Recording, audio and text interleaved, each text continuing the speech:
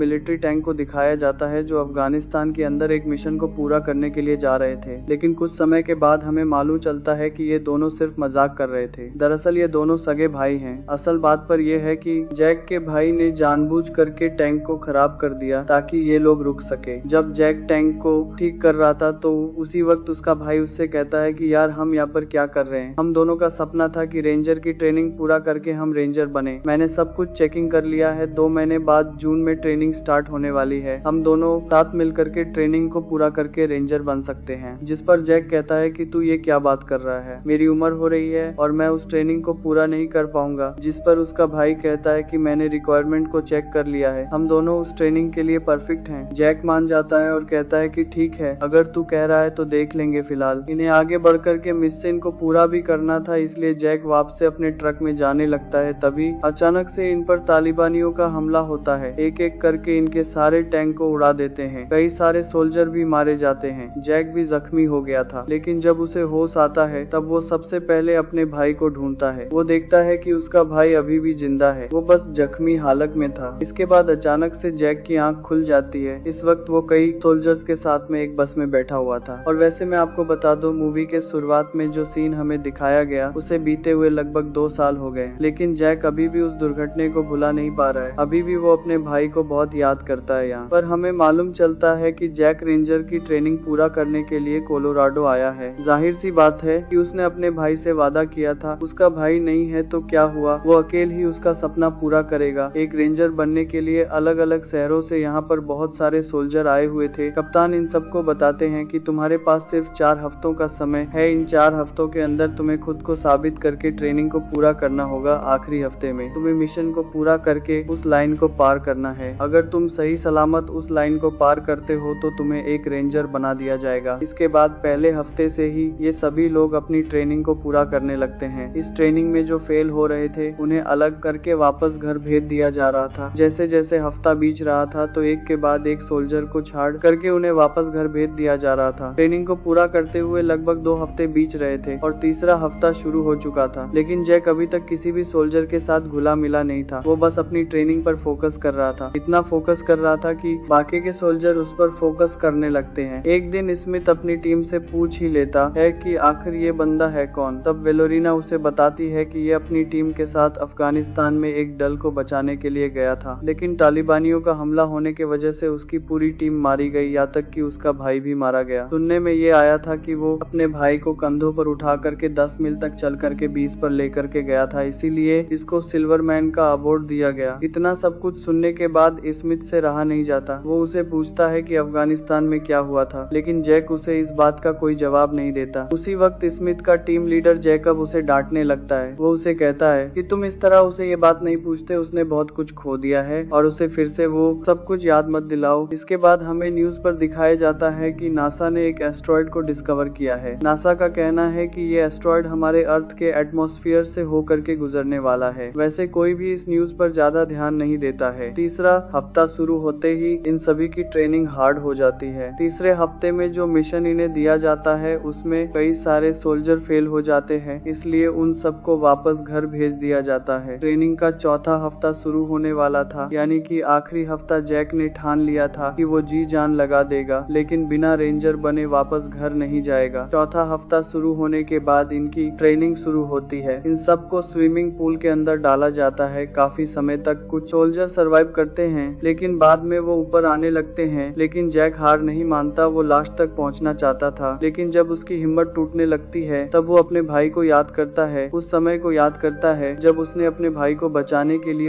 लेकिन जब उसकी हिम्मत टूटने लगती है, कंधों पर रखा और पैदल 10 मील चल करके बेस की तरफ जाने लगा पानी के अंदर, वो बेहोश हो चुका था। सही समय पर जल्दी से सोल्जर उसे पानी से बाहर निकाल लेते हैं। उसके शरीर के अंदर पानी चला गया था। जैसे ही शरीर से पानी बाहर निकलता है तो वो नॉर्मल हो जाता है। इस हादसे के बाद कैप्टन उसे अपने ऑफिस में बुलाते हैं। लिए कैप्टन उससे कहते हैं कि मैं तुम्हें ट्रेनिंग से निकाल रहा हूँ, तुम वापस घर जा सकते हो। या सुनकर कि जैक नाराज हो जाता है और उनसे पूछता है कि आखिर मेरी गलती क्या है, मैंने सब कुछ सही किया, हर मिशन को सही तरीके से पूरा भी किया। जिसके बाद कैप्टन उसे बताते हैं कि बात मिशन की नहीं हो रही है, बात उसकी हो रही है जो तुम्हारे दिमाग में चल रहा है। मैंने नोटिस भी किया है और दूसरों के मुंह से सुना भी है कि तुम पागलों की तरह इस ट्रेनिंग को पूरा कर रहे हो ना तुम रात में ठीक से सोते हो और ना है किसी से बातचीत करते हो। तुम एक इंजीनियर हो और तुम्हें पता है कि बड़ी से बड़ी मशीन की भी एक हद होती है। इस ट्रेनिंग में आने के लिए तुमने लगभग 4 बार अप्लाई किया, लेकिन तुम्हारी उम्र की वजह से तुम्हें बार बार रिजेक्ट कर दिया गया। मैं बस इतना चाहता हूँ कि इस पेपर पर साइन करो और ट्रेनिंग को छोड़ करके चले जाओ, और अगर हमने निकाला तो तुम कभी भी इस ट्रेनिंग में नहीं आ पाओगे। जैक कहता है कि ये आखिरी हफ्ता है, इसलिए मैं ट्रेनिंग को छोड़ करके नहीं जाऊंगा। इस सब कुछ बिल्कुल ट्रेनिंग के जैसा होने वाला था। जिन सोल्जर्स को चुना गया है, हेलीकॉप्टर के जरिए उन्हें उस एरिया में उतारा जाएगा जहाँ पर उन्हें मिशन को पूरा करना है। मिशन में कुछ ऐसा होने वाला था, इनका एक एयरक्राफ्ट दुश्मन के इलाके में मार गिराया गया है। रेंजर्स को जांच और बचाव टास्क दिया गया है। इन सब को एयरक्राफ्ट के पास जाकर के उसे नष्ट करना होगा ताकि वो एयरक्राफ्ट दुश्मन के हाथ में ना लगे। इसके बाद इन सब को विद्रोहियों के गांव को ढूंढना होगा जहां पर जेट के पायलट को बंधक बना करके रखा गया होगा। एक बात का ध्यान देना, इंस्ट्रक्टर चारों तरफ से घात लगा करके बैठे रहेंगे। वो मौका देख करके तुम पर कभी भी हमला कर सकते हैं। कांटेक्ट के लिए तुम्हें एक रेडियो दिया जाएगा ताकि दिन रात तुम्हें सिचुएशन का रिपोर्ट मिलता रहे। वैसे तो अभी तक जेकब टीम को कमांड कर रहा था, लेकिन अब उसे सेकंड कमांडर बना दिया जाता है। फर्स्ट कमांडर जेक को बना दिया जाता है, मतलब कि अब वो टीम को लीड करेगा और उन्हें कमांड देगा। कैप्टन ने उसे जानबूझ करके लीडर बनाया। अगर तुम सब घात के हमले में फंसते हो तो मिशन पूरा और तुम सब फेल हो जाओगे, लेकिन अगर तुम फिनिश लाइन को पार करते हो तो मैं तुम्हें खुद यूएस आर्मी रेंजर का ये अवार्ड दूंगा। इसके बाद इनका मिशन स्टार्ट होता है। 2 हेलीकॉप्टर इन सब को ले जा करके ड्रॉप जोन में ड्रॉप कर देते हैं। अब यहाँ से इन सबको पैदल अपने टारगेट की तरफ आगे बढ़ना था। इनके पास कंपास था, रेडियो था, जिसकी हेल्प से ये लोग अपनी दिशा की तरफ आगे बढ़ते हैं। दिन भर चलने के बाद रात के समय में सभी सोल्जर जंगल में बैठ करके आराम कर रहे थे, लेकिन उससे समय इनके करीब से कुछ काफी स्पीड से गुजरता है। इन सब को ये लगा कि